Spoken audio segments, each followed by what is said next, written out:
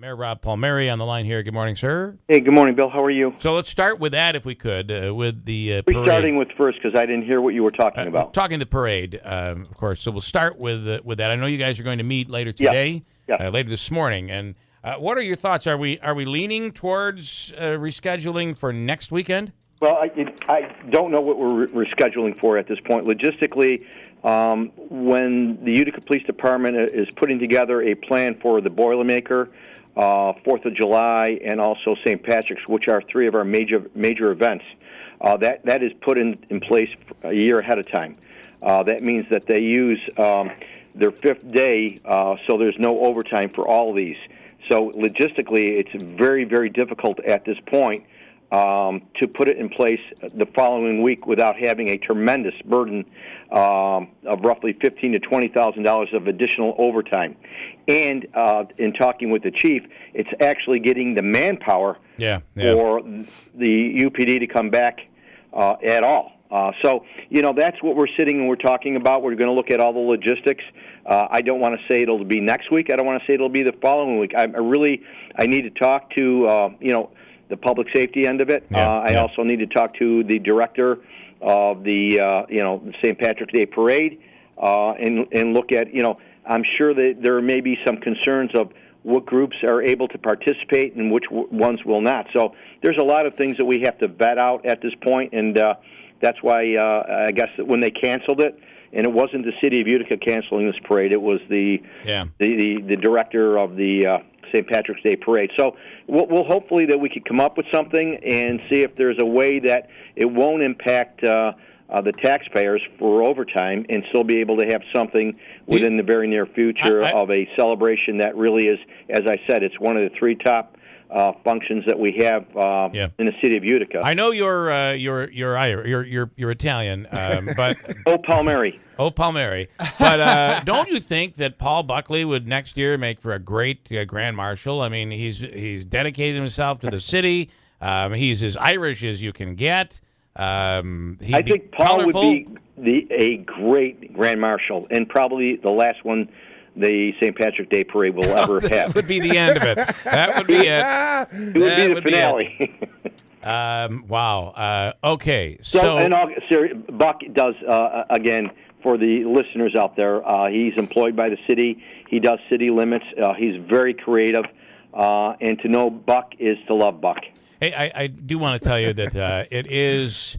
I don't think it's any mystery. This is a very expensive parade, and I do think they lose money on this parade every year. So I wonder if there's an opportunity for this pause here would give some opportunity for reorganization, and maybe there is local businesses that do benefit from this, that we could all come together and really. I don't want to say that this parade is being postponed because of business, however, or money or anything like that. But at the end of the day, it's a very expensive parade. For all. And again, if you look at all the bars along Varick Street, I mean, they, again, very similar to what UPD, they plan a year ahead of time with their staff, with the consumption of beverages and food that go into it. So they've already obviously have purchased and gone forward at this point. This is a blow for them. There's no doubt about it. There's no question, and my understanding is, according to Facebook, that they're going to continue to go at a different level. Yeah. And we've had two of the coldest weekends. America's Greatest Heart Run and Walk last weekend, and then now St. Patrick's Day, the two coldest we've had so far this winter. Hey, I saw a lot of kids, a lot of adults walking and running and last week, and you bundle up. It's what we do. I'm quite surprised this thing got canceled. Yeah, I was all ready. I had all my gear, all the different layers that I needed to do. Yeah. Again, we didn't make the decision. I respect the decision.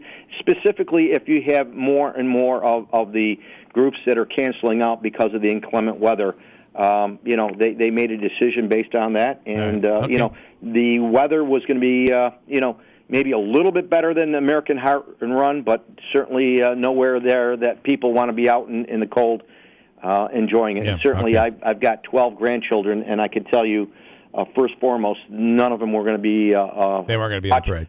They were not going to watch Grandpa walking in the parade. Okay. Mayor, my memory's kind of foggy. Can you, when it's St. Patrick's Day, you were talking about the expense for the police department overtime. Don't the business owners kick in money, or is that only Absolutely not. They don't? No, not at all. I thought I remember a few years back. There were a few that was brawls. on Barrack Street. That's going back maybe about 4 years ago. And that was just specifically Barrack Street because there is obviously an additional cost for Utica Police Department and Utica Fire Department. Yeah. And at the time we were going through, as you know, some very difficult times, and the money wasn't in the budget. So we kind of reached out. We sat down with some of the membership of Barrack Street, and for a period of time, they were coming up with some dollars and cents to offset the overtime for Utica Police Department. But that hasn't happened in several years. Okay, thank you. We're talking to Mayor Rob Palmieri, City of Utica. Before we get into, I want to get into the casino issue and that, but you made an announcement on the Mayor's Gala, which came this week. Sure. The Young Scholars, which does a absolutely great job. They're dealing with city youth that are either refugees, minorities. The capacity for graduation is close to 93%. Last year's graduating class from Proctor, out of the top 10, 5 of them came from Young Scholars. Again, what we try to do each year with the gala is obviously it's an event that we have a great time. Bill, you've been there. Mm-hmm. Yep. You have the ability to eat all the great foods. Once again, everybody pours their heart into it. All the restaurants that come out here, the beverages, the entertainment. You get to see people that you haven't seen in a long time. It really is a great happening for the city of Utica. But the benefit at this point we've tried to, over the last 5 years, is really have some type of impact as much as possible for our kids. Last year, the beneficiary was a Stanley and United Way. They were both in favor of doing a program for our youth. And again, the Young Scholars is a proven program that has worked, and we're looking forward to partnering with Pam Matt on this and going a step farther with the internship that they're providing during the summer months. I want to ask you, let's take a couple calls. First on the parade, Caruso in Utica wants to pipe in here. Go ahead. What's your thought? Yeah, good morning, Mr. Taylor. Good morning. I wanted to ask why the mayor can't have the parade transferred over to the Utica Memorial Auditorium. Okay, all right, Mayor. But that's really not your role, right, Mayor? This is really run by the Irish Committee. Yeah, and I apologize, Bill. I didn't hear he said question. Why not hold the parade at the? Obviously, we're well past that, but why not hold the parade at the auditorium? Well, the parade is the foundation of St. Patrick's.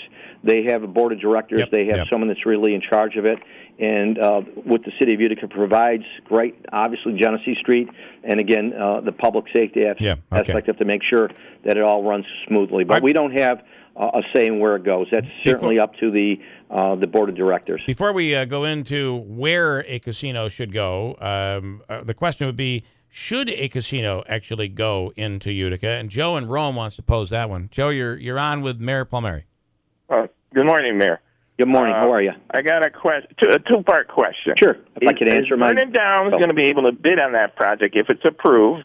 And number two, if they don't get the allowed to do that and it's awarded to the Oneidas, is someone going to lessen the restrictions on Vernon Downs so they can compete more fairly? And what I mean by restrictions are they can't have smoking. The Oneidas can. They can't have table games. The Oneidas can. They have to pay a certain percentage of their slot machines to the state. The Oneidas, I think, can charge whatever they want on their slot machine payout. All right, let's let the mayor take it. What some of that's not up to you. Based on all three of the criteria at this point, it's such in the infancy. A lot of the questions, and that's the role that I'm going to take at this point. This is a new venture. I don't know an awful lot about the gaming. And these are some of the questions that, as I have said before, that the residents will come forward and we will get these answers to the questions that are out there. I'm open-minded to anything. I never want to have a closed mind to anything. I will tell you from this point, the majority of the input that I've received at this point, and as I tell them, is not been favorable. But I think it's fair that we actually vet this out a little bit before we make any decisions. If it's good, if it's bad, there's pros and cons to anything that we kind of look at. And I'm looking at what is going to be the betterment to Utica and the greater Utica area overwhelmingly at this point. I think there has been a lot of great things happening. I'm kind of excited that the fact that we're talking about continued economic development in our area. And so I think what we need to do is sit down with Tony Picenti, and I've talked to him several times, really a little bit about this, but I think it's getting to the point where we really have to get more in depth. Gaming overall, whether it be where he thinks it should be, or the harbor, or wherever it may be. I think there's a lot of questions that are out there that need to be addressed. It becomes sovereign land, is my understanding.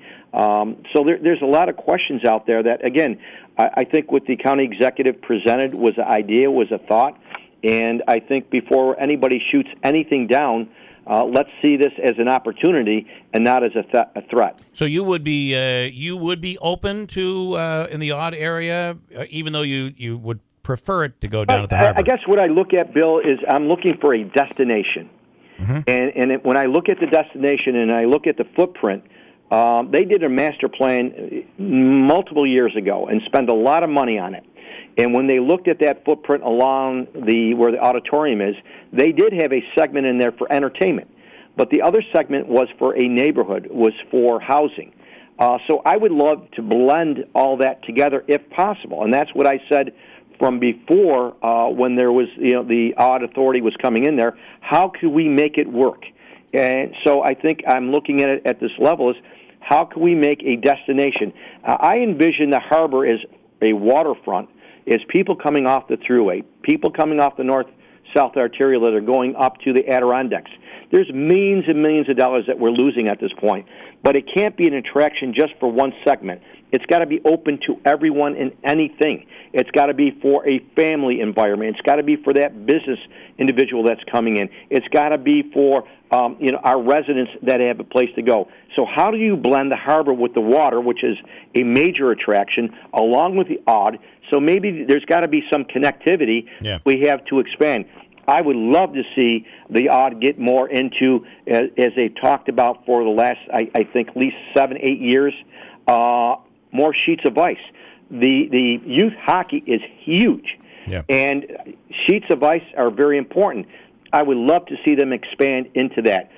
If you're looking at the museum, I look at, again, a destination of the harbor where you have all the amenities there. We have the left side, which we've always envisioned into recreational. I would love to have a theme park of an indoor water park, along with maybe a conference center, along with the fact that you have gaming in there and linking it into the auditorium area. But these are all things that I think that we need to look at.